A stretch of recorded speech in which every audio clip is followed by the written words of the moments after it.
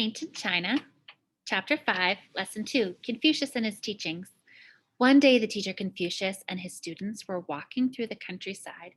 In the distance, they heard a woman crying. As they came around a bend in the road, they saw the woman kneeling in a grave. "Why are you crying?" they asked her. "Because," she answered, "a tiger killed my husband's father. Later, the tiger also killed my husband. Now, the tiger has killed my son as well." They then asked the woman, "Why do you stay in this place after these terrible things have happened?" The woman answered, "Because there are no cruel rulers here." Confucius turned to his students and said, "Remember this: a cruel ruler is fiercer and more feared than a tiger." The Life of Confucius. Confucius was the most famous and important of the early Chinese thinkers. The Chinese who regarded Confucius as a great teacher called him Kung Fu Zi, or Master Kong. Confucius is the Western version of his name. After his death, Confucius's followers told many stories about him. Most of them were like the woman and the tiger. Confucius was born in 551 BCE to a noble but poor family in the North China Plain. When he was 3 years old, his father died. His mother raised him alone. He loved learning and was largely self-taught. Confucius hoped to advance to an important government office, but he never did.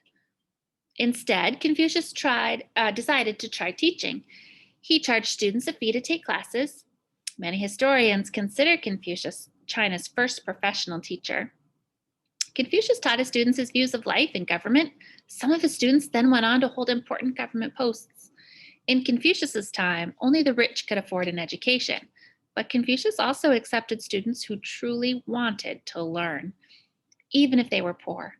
As he noted, "From the very poorest upward, none has ever come to me without receiving instruction.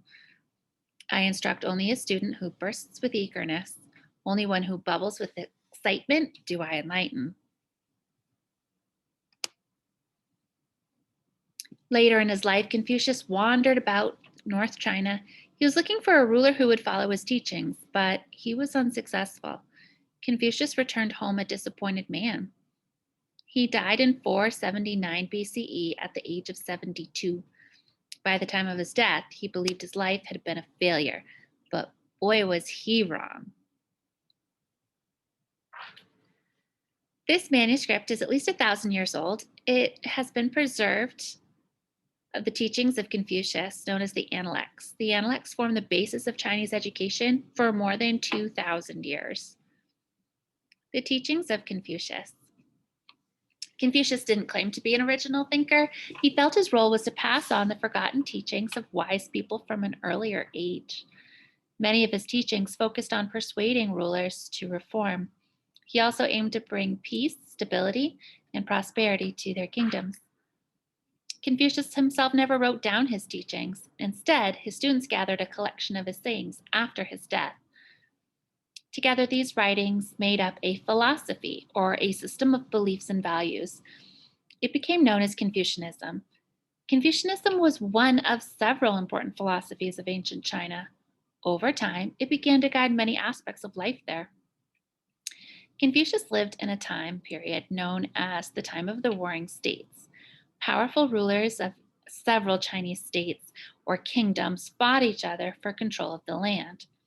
They seemed more interested in getting power than ruling wisely. Confucius hoped to persuade these rulers to change their ways and bring peace to China. Confucius's goal was order in society. He believed that if people could be taught to behave properly to one another, order and peace would return. Society would prosper. Confucius said people should know their place in the family and society. They should respect people above and below them. Everyone must treat others justly. He described people in various relationships: the ruler and the ruled, father and son, husband and wife, older brother, younger brother, friend and friend. Then he explained how they should behave.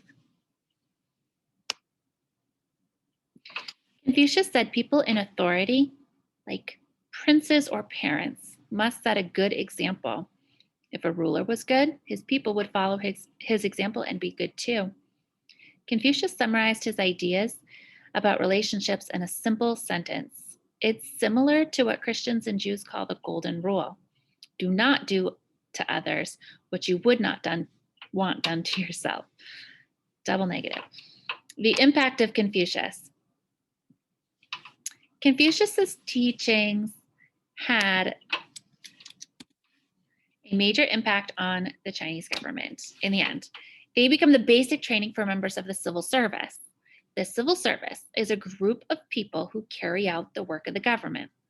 Before Confucius's ideas took hold, government posts were generally given to sons of important people.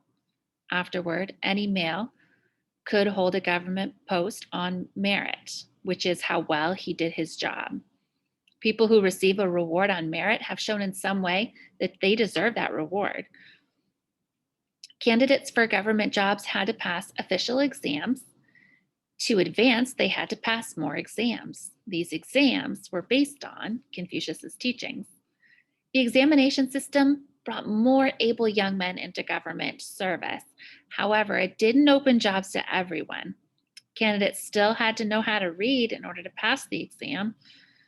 This made it difficult for a poor man to advance, but it was not impossible. Many talented but poor men did rise to high government positions. Confucius would have been surprised at the impact he had on China. He didn't consider himself particularly wise or good. In fact, he felt he had been a failure. But Confucius left his mark on Chinese life as perhaps no one before or after has. And here are your notes to take.